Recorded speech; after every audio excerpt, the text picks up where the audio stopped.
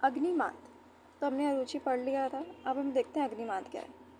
तो अग्निमांद देखने के लिए सबसे पहले हम अग्नि के बारे में थोड़ा सा जान लेते हैं।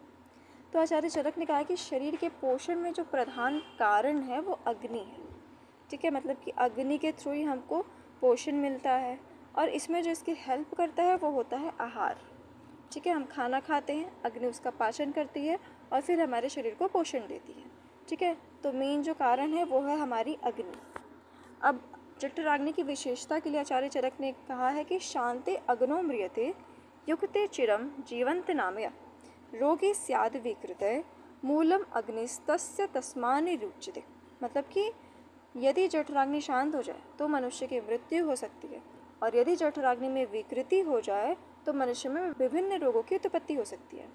मतलब कि अगर अग्नि शांत हो गई तब तो मृत्यु हो जाएगी, और अगर अग्नि में विकृति उत्पन्न होगी तो रोग उत्पन्न होगा। सब कुछ अग्नि के अधीन है। ठीक है, अग्नि ठीक रहेगी तो स्वस्थ रहेंगे आप, अग्नि बिगड़ेगी तो व्याधि उत्पन्न होगा।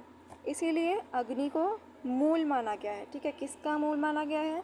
तो आयु, वर्ण और बल। ठीक है, ऐसे ही बहुत सारे फैक्टर्स का मूल माना गया है। तो अग्निमांद के बारे में आप जानते हैं। तो अग्निमांद जो है वो कई व्याधियों का लक्षण भी है और हेतु भी है, और स्वयं भी एक व्याधि है। ठीक है, किसी भी व्याधि से ही बहुत सारी व्याधियाँ उत्पन्न होती हैं, तो इसीलिए तो वो कहते हैं निदान अर्थक व्याधियाँ। ठीक है, तो इसीलिए अग्निमांद भी एक तरीके से हम व्याधि के रूप में पढ़ेंगे, लेकिन ये बहुत सारी व्याधियों का क्या है, सिम्टम भी है और हेतु भी है।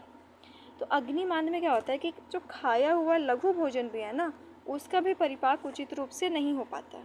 ठीक है, कितना भी आप लघु भोजन खा लें, कितना भी हल्का भोजन खा लें, अगर अग्निमांद हो गया है तो वो खाना डाइजेस्ट नहीं होगा। जठराग्नि के भेद की बात करें तो 4 तरीके के हमको भेद मिलते हैं: समाग्नि, मंदाग्नि, विषमाग्नि, तीक्ष्णाग्नि। ठीक है, तो बेसिकली ये हमारी जो होती है प्राकृतिक अवस्था होती है, बाकी तीनों वैकृत है। तो हम यहाँ पे बात कर रहे हैं अग्निमांद। ठीक है, अग्निमांद मीन्स अग्नि प्लस मांद, अर्थात अग्नि की मंदता। ठीक है, अग्नि हमारी मंद है, तो इसका जो कारण है वो क्या होगा? तो आचार्य चरक ने श्लोक दिया: अभोजनात् अजीर्ण अति भोजनात् विषमाशनात् असात्म्य गुरु शीत अतिरूक्ष संतुष्ट भोजनात् विरेक वमन स्नेह विभ्रमात् व्याधिकर्षणात् देश काल ऋतु वैषम्याद वेगा नाम च विधारणात्। अभोजनात्, ठीक है, मतलब कि आप भोजन नहीं कर रहे हैं, उससे भी अग्नि मंद हो जाएगी। अजीर्ण अति भोजनात्, मतलब कि अजीर्ण है, खाना पचा नहीं है और उसमें आप बहुत ज़्यादा भोजन कर लें फिर से। ठीक है, विषमाशनात्, मतलब कि आप कभी कभी बहुत कम खा लें, कभी कभी बहुत ज़्यादा खा लें, और जो आपका खाने का टाइम है कभी उससे पहले खा लें, कभी उससे बाद में खा लें। ठीक है, असाथ में आहार का सेवन, जो आपको साथ में नहीं है। बहुत सारे लोगों को पूड़ी पराठे जो होते हैं वो साथ में नहीं होते हैं, तो आप ऐसा भोजन करें जो आपको साथ में नहीं है, तो अग्नि मांद हो सकती है।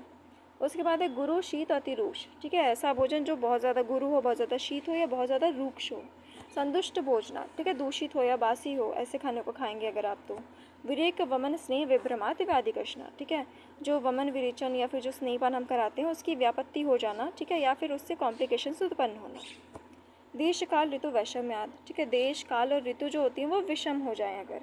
ठीक है, जैसे कि वर्षा ऋतु में गर्मी पड़ने लगे और ग्रीष्म ऋतु में बारिश होने लगे। वेगा नाम च विधारणात्, अधारणी जो वेग हैं उनको धारण करने से, ठीक है, अग्निमंद हो जाता है। इसकी संप्राप्ति कैसे है?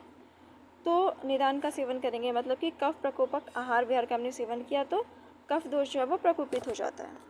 अब कफ प्रकोपित हो गया है तो जठराग्नि को दुर्बल कर देगा।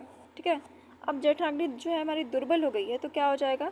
आहार का उचित रूप से परिपाक नहीं कर पाएगी। ठीक है, खाने को डाइजेस्ट नहीं कर पाएगी, तो आम की उत्पत्ति करेगी या आम विष की उत्पत्ति करेगी, जिसके अग्निमांद हो जाती है। ठीक है, तो बेसिकली जो जठराग्नि हमारी वो खाने का पाचन नहीं कर पाती है। ठीक है, तो धीरे धीरे क्या होता है, हमारी अग्नि मंद हो जाती है, और इससे आम विष की भी उत्पत्ति होती है, क्योंकि आम मतलब होता है कच्चा अपक्व आहार, और ये विष के जैसा होता है। ठीक है, संप्राप्ति घटक ये 8 जो कि बहुत इंपॉर्टेंट है सारे डिजीज़ में।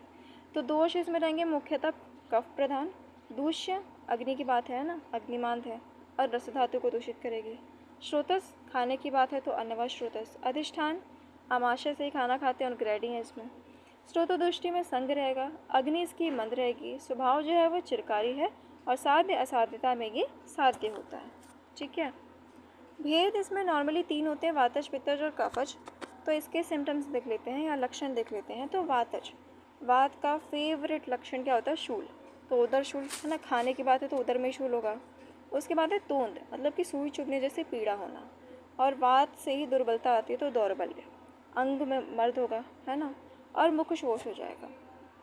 पित्त से क्या होगा? तो पित्त से एक अरुचि है, बाकी सब देखो ईजी है। तृष्णा दाह पित्त के फेवरेट है, अत्यधिक स्वेद पित्त का फेवरेट है, और अम्ल उद्गार, है ना, उद्गार आएगी और कैसी? अम्ल, पित्तज। कफज में क्या आएगा? तो उत्क्लेश यानी कि नौजिया, छर्दी यानी कि वॉमिटिंग, कपोल और नेत्र में शोथ, मतलब कि चेहरे और आँखों में क्या होगा? स्वेलिंग होगा। मुख माधुर्य, ये हमने अरुचि में भी पढ़ा था, कफज वाले लक्षण ही।